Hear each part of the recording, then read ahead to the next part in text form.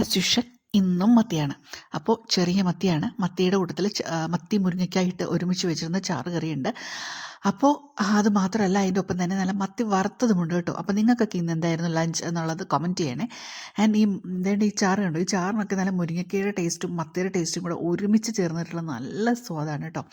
പിന്നെ അത് മത്തിയിലേക്ക് വരാം. മത്തി ഇതാണ്, ഇത്രയാണ് ഞാൻ വറുക്കാനെടുത്തത്. ബാക്കി കുറച്ച് മത്തി ഉണ്ടായിരുന്നു, അത് ഞാൻ കറി വയ്ക്കാൻ എടുത്ത് വെച്ചിട്ടുണ്ട്. അപ്പോൾ വറുക്കാനെടുത്തത് എങ്ങനെയാണെന്ന് ചോദിച്ചാൽ, ഈ മത്തി ഇതിനെ എടുത്തതിന് ശേഷം മുളക് പൊടി, കുരുമുളക് പൊടി, മഞ്ഞൾപ്പൊടി, ഉപ്പ് ഇത്രയും ചേർത്തിട്ട് നന്നായിട്ടങ്ങ് മിക്സ് ചെയ്ത് കേട്ടോ.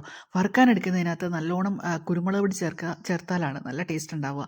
അപ്പോൾ ഇത്രയും ചേർത്ത് നന്നായിട്ട് പുരട്ടിയതിന് ശേഷം, ചെറിയ മത്തിയല്ലേ, അതുകൊണ്ടാണ് അതിന് വരയിടാതിരുന്നത്. അതിന്മേലൊക്കെ പിടിക്കണ്ടേ, അത് വേണ്ടി ഞാൻ കുറച്ച് സമയം മാറ്റി വെച്ചത്. അപ്പോൾ അതവിടെ ഇരുന്ന് പിടിക്കുന്നുണ്ട്. പിടിച്ചതിന് ശേഷം ഞാൻ ചീനച്ചട്ടി കഴുകി അടുപ്പത്ത് വെച്ചത്, ചീനച്ചട്ടിയിലേക്ക് എണ്ണയൊക്കെ ഒഴിച്ച് എണ്ണയിലേക്ക് വേണ്ട മത്തിയെല്ലാം പിടിച്ച് പെറുക്കിയിടുന്നുണ്ട്.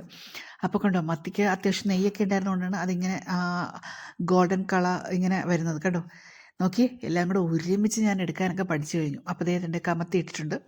അപ്പോൾ ഇതിന് എൻ്റെ അപ്പുറത്തെ വശം കൂടെ പൊരിഞ്ഞ് കിട്ടട്ടെ. അപ്പോൾ അതിന് വേണ്ടിയിട്ടാണ് അങ്ങനെ വെച്ചത്. അപ്പം ഏകദേശം എന്താ നോക്കുമ്പോൾ അതും സെറ്റായിട്ടുണ്ട് കേട്ടോ. അപ്പം നമുക്കിനി അതും ഒരുമിച്ചെടുക്കാം. പണ്ടൊക്കെ ഞാൻ ഓരോന്നോരോന്നായിട്ട് എടുത്തോണ്ടിരുന്നത്. ഇപ്പോൾ കണ്ടോ, എല്ലാം കൂടെ ഒരുമിച്ചതാ ഇങ്ങനെ എടുക്കുക. ആ എണ്ണയൊന്ന് പറ്റിക്കാൻ വേണ്ടിയിട്ടാണ് അങ്ങനെ വെച്ചത് കേട്ടോ. അതിനുശേഷം അതെടുത്തു. ഇപ്പോൾ എണ്ണ പറ്റിക്കാനൊന്നല്ല, എണ്ണ അത്യാവശ്യം അതിൽ നിന്ന് പോകാൻ വേണ്ടിയിട്ട്.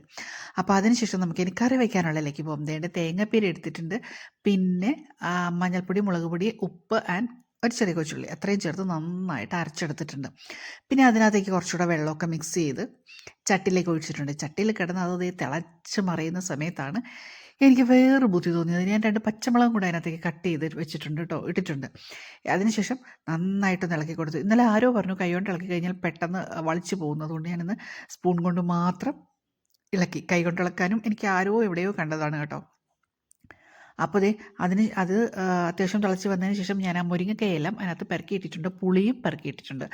പിന്നെ കൂടാതെ നമ്മുടെ മത്തിക്കുട്ടൻസും അതിനകത്തേക്ക് പെറുക്കിയിട്ടിട്ടുണ്ട്. അപ്പം മത്തിയും മുരിങ്ങക്കയും പുളിയും ഉപ്പും എല്ലാം കൂടെ ചെന്ന് അതിനകത്ത് കിടന്ന് തിളച്ച് മറിയട്ടെ. അപ്പോഴാണ് അതിൻ്റെയൊക്കെ ആ ഒരു ടേസ്റ്റൊക്കെ എല്ലാം കൂടെ ഇറങ്ങി വരുന്നത്. അപ്പോഴാണ് ആ ചാറിനും ഒരു പ്രത്യേക ടേസ്റ്റ് ഉണ്ടാവുന്നത്. അപ്പം ഞാൻ ഇതൊക്കെ ഇട്ട് അവിടെ മൂടി വെച്ചിട്ടുണ്ട് കേട്ടോ. അതിനുശേഷം അതിൻ്റെ തൊട്ടപ്പുറത്ത് നമ്മുടെ പൊരിക്കുന്ന സ്റ്റൗ അതിൻ്റെ അപ്പുറത്ത് തന്നെ ഉണ്ടായിരുന്നുകൊണ്ട് അതിലേക്കും എൻ്റെ ശ്രദ്ധ പോയിരുന്നു. അപ്പോൾ ഒരേ സമയം ഒരു വെടിക്ക് 2 പക്ഷി. അപ്പോൾ ഇത് ഞാൻ വെച്ചതിന് ശേഷം ഒന്ന് കറങ്ങി അടിച്ചൊക്കെ തിരിച്ച് വന്ന് അത് തുറന്ന് നോക്കുമ്പോഴത്തേക്കും ആണ് ഞാൻ ആ ഓയിലിൻ്റെ കാര്യം ഓർത്തത്. അപ്പോൾ ഞാൻ വീണ്ടും കുറച്ച് ഓയിൽ അപ്ലൈ ചെയ്തിട്ടുണ്ട്. വീണ്ടുമല്ല, ആദ്യമായിട്ടാണ് കേട്ടോ ചെയ്തത്.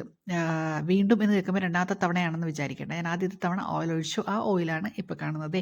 ഇപ്പോൾ അത്യാവശ്യം നന്നായിട്ട് വെന്തിട്ടുണ്ട് കേട്ടോ. നന്നായിട്ട് വെന്ത് വരുന്നുണ്ട്. അപ്പോൾ അതിന് വേണ്ടിയിട്ടാണ് ഞാനതെടുത്ത് നിവർത്തി പിടിച്ച് കാണിച്ചത്. പിന്നെ ഒന്നും കൂടെ മൂടി വെച്ചു കേട്ടോ. ഒന്നും കൂടെ മൂടി വെച്ച് കഴിഞ്ഞപ്പോഴത്തേക്കും നന്നായിട്ട് വെന്തിട്ടുണ്ട്. ഇപ്പോൾ ഇനിയിപ്പോൾ അത് ഓഫ് ചെയ്യാറായിട്ടുണ്ട്. അപ്പോൾ ഇതാണ് ഫൈനൽ ലുക്ക്. അപ്പോൾ നിങ്ങളുടെയൊക്കെ ലഞ്ച് എന്തായിരുന്നു എന്നുള്ളത് കമൻറ്റ് ചെയ്യണേ. കാച്ച് you later. Till then bye.